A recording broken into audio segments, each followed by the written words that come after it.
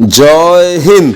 यही नाराटी अखंड भारतर से ही महान स्वाधीनता संग्रामी जे कि सारा जीवन देश स्वाधीन पाई निजक उत्सर्ग कर से ही महान राष्ट्रभक्त नेताजी सुभाष चंद्र बोसଙ୍କର केतेगुड़िए गुरुत्वपूर्ण एवं रोचकमय कहानी आपणଙ୍କ सामने प्रस्तुत करने को चाहूँगी। जय हिंद एवं तुम मुझे खून दो मैं तुम्हें आज़ादी दूंगा, माने तुम्हें मते रक्त दियो एवं मु तुमको स्वाधीनता देवी।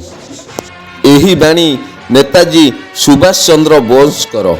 नेताजींकर इंटेलिजेंट माइंड एवं पराक्रम द्वारा से निजे आजाद हिंद फौज रो विशाल सेनाबाहिनी प्रस्तुत करथिले एवं निजे ऑल इंडिया रेडियो एकाकी चलैथिले एवं निज देश रे निज राष्ट्र नोट को चलैथिले। तांकर सेही गोटिए गोटिए आह्वान रे समस्त राष्ट्रभक्त एकाठी हो जाउथिले। तांको बुद्धि बल रे हिटलर समेत 9टी बड़ बड़ देश जर्मनी फ्रांस रूस भली बड़ बड़ महाशक्ति देश मध्य नेताजी सहित सामिल हो जाइथिले। सेही 9टी देश द्वारा नेताजी आजाद हिंद फौज को नहीं भारत वर्ष को स्वाधीन करिया पाई चेष्टा करिथिले। से हेउसंती आम समस्तंकर प्रिय नेताजी सुभाष चंद्र बोस। एही नेताजी नामटी तांकु भारतवासी देइथिले। तांकर असीम ज्ञान बुद्धि एवं पराक्रम द्वारा अखंड भारत वर्ष को स्वाधीनता देइथिले। एबे आसंतु जानिबा नेताजी जीवनर किछि विशेष परिचय। नेताजी जन्म जनवरी 23, 1897 मसीह आम ओडिशा माटी कटक रे होइतिला।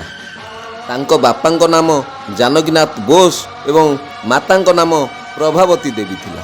पिला बेलू नेताजींकर समाज सेवा प्रति भारी आग्रह थिला। पिला बेलू सुभाष भारी बुद्धिमान थिले। स्कूल रे प्रिंसिपाल जेतेबेले राष्ट्र विरोधी वार्ता छात्र मानंकु दियंती सेही समय नेताजी सुभाष चंद्र बोस छात्र मानंकु संगठित करिथिले एवं प्रिंसिपाल को समस्त छात्र संगठन आगरे क्षमा मगेइथिले। से हेउछंती सुभाष चंद्र बोस। जेतेबेले देश रे हईजा पड़ीथिला से समय नेताजी घरे घरे बुली समस्तंकर सेवा करुथिले। परवर्ती समय रे 1919 रे नेताजी बिलाप जाइथिले स्नातक ग्रेजुएट कंप्लीट करिया पई एवं नेताजींकर एभली टैलेंट थिला जे 4 वर्षर आईपीएस पाठ को से 7 मासरे बिलातरे संपूर्ण कर देइथिले एवं सेही आईपीएस परीक्षा रे से उत्तीर्ण हो जाइथिले। यार फल रे बिलात सरकार नेताजी को आईपीएस चाकरीटी देइथिले। किंतु से तो जड़े राष्ट्रभक्त से आईपीएस चाकरी को प्रत्याख्यान करथिले। नेताजींकर चिंताधारा थिला जे किभली इंग्रेजों ठारू निज देश को स्वाधीन करी एवं जदि मु निजे विदेश रे इंग्रेजों कबल रे पराधीन होई चाकरी करी ताहले मो देश किभली स्वाधीन हेबो। यह भावी नेताजी सुभाष चंद्र बोस आईपीएस चाकरी को प्रत्याख्यान करथिले। परवर्ती मुहूर्त रे 1923 मसीह रे चित्तरंजन दास को संपर्श रे आसी जातीय कांग्रेस रे जॉइन कले। गांधीजी एवं सुभाष चंद्र बोस को निष्पत्ति गोटिए थिला, किंतु निज देश को स्वाधीनता पाई रास्ता अलग अलग बाछि नहीं थिले। गांधीजींकर थिला अहिंसा परम धर्म, किंतु नेताजींकर थिला धर्म हिंसा तथैव च। काहेकि ना जेतेबेले गोटे राष्ट्र विपद रे पड़ी थाए सेही राष्ट्र को उद्धार करिया पाई प्रत्येक जनतांकर परम कर्तव्य हो जाई थाए जे किभली तांको राष्ट्र को स्वाधीन करिवे। मोर प्रिय सर्जन मंडली, वर्तमान युद्ध कौन अहिंसा रे संभव? जदि अहिंसा रे संभव होइतांता तो रूस यूक्रेन भली युद्ध को तो रोकी होई पारिथांता एवं इस्राएल फिलिस्तीन मध्य युद्ध को तो रोकी होई पारंता। नेताजी सुभाष चंद्र बोस को निष्पत्ति थिला जदि अहिंसा परम धर्म रे देश स्वाधीन होई पारिथांता तो से धर्म हिंसा तथैव चर प्रयास करन थांते। काहेकि ना ପ୍ରତ୍ୟେକ ନାଗରିକର କର୍ତ୍ତବ୍ୟ ଯେ ତା ଦେଶ ତା ମାଟି ପାଇଁ ସେ ନିଜେ ସୁରକ୍ଷା ଯୋଗାଇ ଦେବା ତାହାର ପରମ କର୍ତ୍ତବ୍ୟ ହୋଇଥାଏ। ତାହା କଳେ ବଳେ କୌଶଳେ ତା ନିଜ ମାଟିକୁ ସେ ସ୍ୱାଧୀନତା ଦେବା ଏକ ନାଗରିକର ପରମ କର୍ତ୍ତବ୍ୟ ହୋଇଯାଇଥାଏ। ସେହି ସମୟରେ ଦ୍ୱିତୀୟ ବିଶ୍ୱଯୁଦ୍ଧ ଆରମ୍ଭ ହୋଇଯାଇଥାଏ। ନେତାଜୀ ଦେଖିଲେ ଏହି ଦ୍ୱିତୀୟ ବିଶ୍ୱଯୁଦ୍ଧରେ ମୋ ଦେଶକୁ କିଭଳି ସ୍ୱାଧୀନ କରିପାରିବି ଏବଂ ସେଥିପାଇଁ ନେତାଜୀ ଆଫଗାନ ଓ ସୋଭିଏତ ରୁଷ ଦେଇ ଜର୍ମାନୀରେ ଯାଇ ପହଞ୍ଚିଥିଲେ। ସେଠାରେ ହିଟଲରଙ୍କ ଆଧିପତ୍ୟ ଚାଲିଥାଏ। ଥରେ ନେତାଜୀ ହିଟଲରଙ୍କୁ ଭେଟିବାକୁ ଯାଇଥାନ୍ତି, କିନ୍ତୁ ହିଟଲରଙ୍କ ସ୍ଥାନରେ ଜଣେ ଛଦ୍ମବେଶୀ ହିଟଲର ଆସିଥିଲେ ଏବଂ ନିଜକୁ ପରିଚୟ ଦେଇଥିଲେ, ମୁଁ ହେଉଛି ହିଟଲର।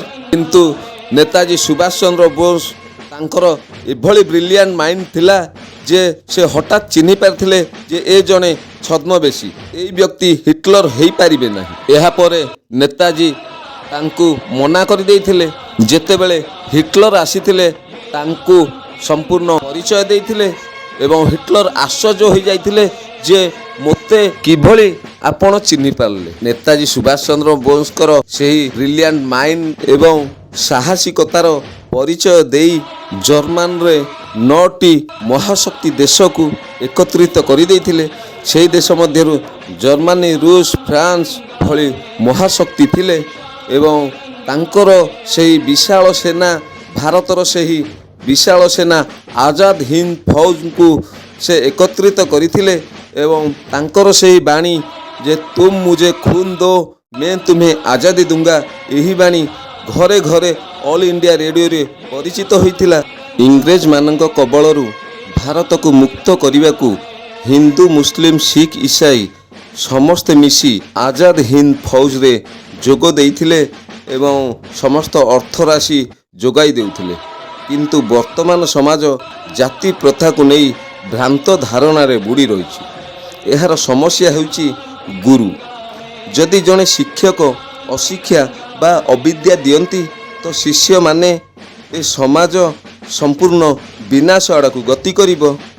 କିନ୍ତୁ ନେତାଜୀ ସୁଭାଷ ଚନ୍ଦ୍ର ବୋଷଙ୍କର ଭାରି ଉଚ୍ଚ କୋଟିର ବୁଦ୍ଧି ଏବଂ ଭାରି ଇଣ୍ଟେଲିଜେଣ୍ଟ ମାଇଣ୍ଡ ଥିଲା, ଯାହା ଫଳରେ ଅଖଣ୍ଡ ଭାରତକୁ ସ୍ୱାଧୀନତା ଦେବାରେ ତାଙ୍କର ମୁଖ୍ୟ ଭୂମିକା ରହିଥିଲା ଏବଂ ନିଜ ବୁଦ୍ଧି ବଳରେ ସେ ସ୍ୱୟଂ ନିଜେ ନିଜ ଦେଶରେ ନିଜ ଟଙ୍କାର କାରବାର କରିଥିଲେ। ଏଭଳି ମହାନତା ସ୍ୱାଧୀନତା ସଂଗ୍ରାମୀ ଆମ ଭାରତ ବର୍ଷ ପାଇଁ ଅବର୍ଣ୍ଣନୀୟ ଏବଂ ତାଙ୍କର ଅତୁଳନୀୟ ଦେଶଭକ୍ତି ଆମମାନଙ୍କ ପାଇଁ ପ୍ରେରଣାଦାୟକ।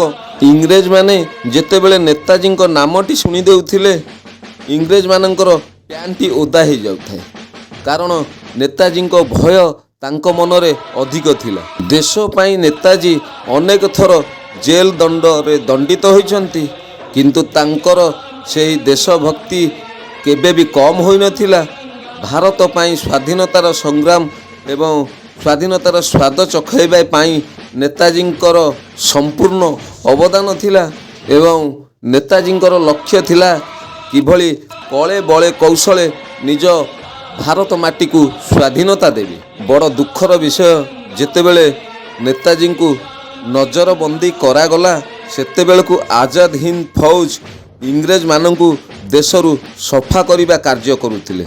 କାରଣ ନେତାଜୀ ଜେଲ ଭିତରେ ଥିଲେ ସତ, କିନ୍ତୁ ତାଙ୍କର ଆଜାଦ ହିନ୍ଦ ଫୌଜର କାର୍ଯ୍ୟକର୍ତ୍ତା ଇଂରେଜମାନଙ୍କୁ ସଫା କରୁଥିଲେ। ନେତାଜୀ ସୁଭାଷ ଚନ୍ଦ୍ର ବୋଷଙ୍କୁ କାହିଁକି ନଜରବନ୍ଦୀ କରାଯାଇଥିଲା ଏହାର ଇତିହାସ ଆଜି ପର୍ଯ୍ୟନ୍ତ ଖୋଲାଯାଇ ନାହିଁ। ସେହି ମହାନ ରାଷ୍ଟ୍ରଭକ୍ତ ପରାକ୍ରମୀ ନେତା ନେତାଜୀ ସୁଭାଷ ଚନ୍ଦ୍ର ବୋଷଙ୍କ ମୃତ୍ୟୁର ରହସ୍ୟ ଘେରରେ ରହିଯାଇଛି। ଏହାର କାରଣ କିଏ କହୁଛନ୍ତି 18 ଅଗଷ୍ଟ 1945 ମସିହାରେ ତାଇୱାନ ଟ୍ରେନ୍ ଆକ୍ସିଡେଣ୍ଟରେ ନେତାଜୀଙ୍କର ମୃତ୍ୟୁ ହୋଇଯାଇଛି ଏବଂ କେହି କହୁଛନ୍ତି ଅଯୋଧ୍ୟାରେ ଗୁମନାମୀ ବାବା ରୂପରେ ନେତାଜୀ ଛଦ୍ମବେଶରେ ରହି ଆସୁଥିଲେ। କିନ୍ତୁ ବଡ଼ ଦୁଃଖର ବିଷୟ, ଆମେ 5 କୋଟି ଓଡ଼ିଶାବାସୀ ଆମ ମାଟିର ଗର୍ବ ଗୌରବ ମୌଡ଼ମଣି ଯିଏ ନିଜେ କି ସ୍ୱୟଂ ଶ୍ରୀରୁ ଯଶଶ୍ରୀ ହେବାରେ ସମ୍ପୂର୍ଣ୍ଣ ଦକ୍ଷତା ଅର୍ଜନ କରିଛନ୍ତି ଏବଂ ଯଶଶ୍ରୀର ନିଜେ ଅଧିକାରୀ ତାଙ୍କର ମୃତ୍ୟୁର ରହସ୍ୟ ଆଜି ପର୍ଯ୍ୟନ୍ତ ରହସ୍ୟ ଘେରରେ ରହିଯାଇଛି। ବଡ଼ ଦୁଃଖର ବିଷୟ, ଗଣତନ୍ତ୍ରର ଏହି ଶାସନରେ 150 କୋଟି ଭାରତୀୟଙ୍କ ପାଇଁ ଏହାଠାରୁ ଦୁଃଖର ବିଷୟ ଆଉ କ'ଣ ହୋଇପାରେ? ପ୍ରିୟ ସଜ୍ଜନ ମଣ୍ଡଳୀ, ରହିଲି। ଜୟ ହିନ୍ଦ।